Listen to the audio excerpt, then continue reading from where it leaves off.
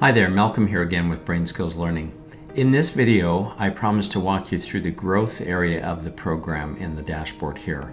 So once you've drilled down on an individual child, if you have a couple of children in the program, you're going to need to get down to the individual child or student dashboard.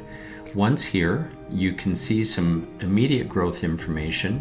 You'll see a literacy score for the beginning of the year test or the placement test, the middle of the year test, and the end of the year test.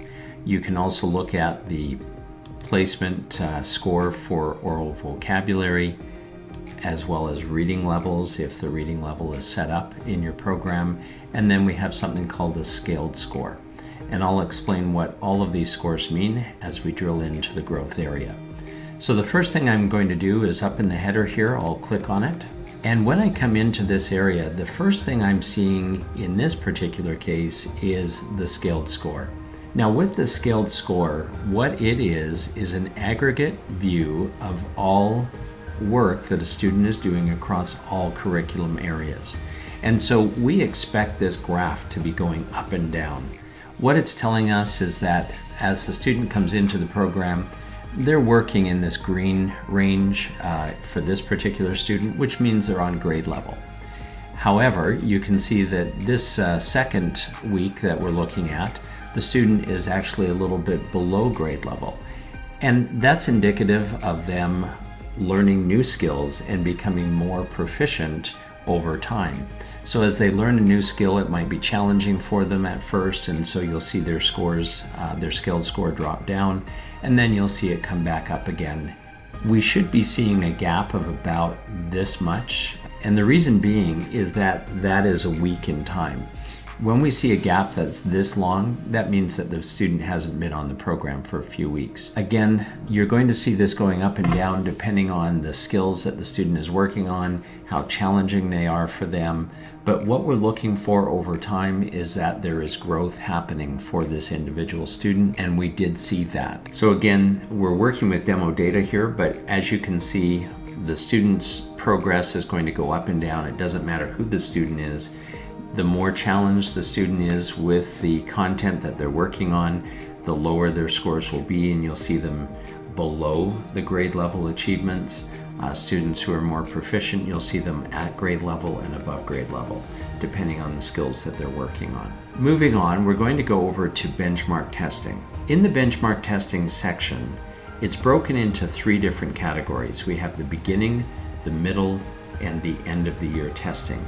You can see what the ranges are for the testing periods, so August 1st to October 31st, December 1st to February 28th, and April 1st to June 30th. What we're looking at here is the initial placement test for the beginning of the year and then the middle of the year test. Again, this green bar here for literacy indicates the grade level, and you can see that there's a scored range there that we want the students to be in to be at grade level equivalency. Here they would be one grade below, and then here they are going to be 2 grades or more below grade level if they're in this range. As we come over to the benchmark testing for oral vocabulary, what we have here is basic, beginner, intermediate, and advanced levels, and we'll be able to watch our child grow through this area as well. Now, as we look at this information, you might be wondering what are the score ranges.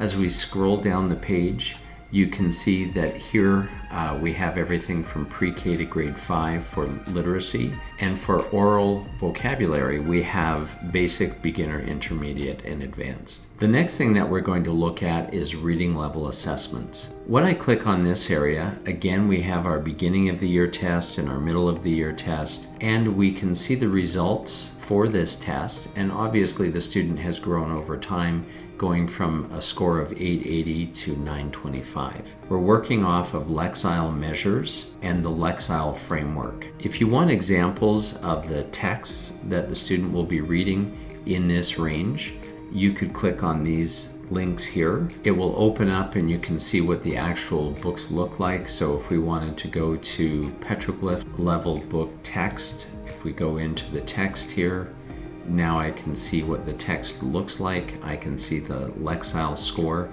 and how many words are in this particular article. In addition to that, when we come down to the change year to date, it gives us the number of points that the student changed over the 2 testing periods. From here, if you want to go back to the main menu, you simply click on Growth, go over to the dashboard, and it brings us back to the dashboard where again we see the high-level data for literacy, oral vocabulary, reading levels, and the skilled score. In the next video, we're going to deep dive into the progress area and show you how you can look at specific skills that your child is working on in literacy, grammar, and oral vocabulary, and you'll also see some ways that you might be able to assist them.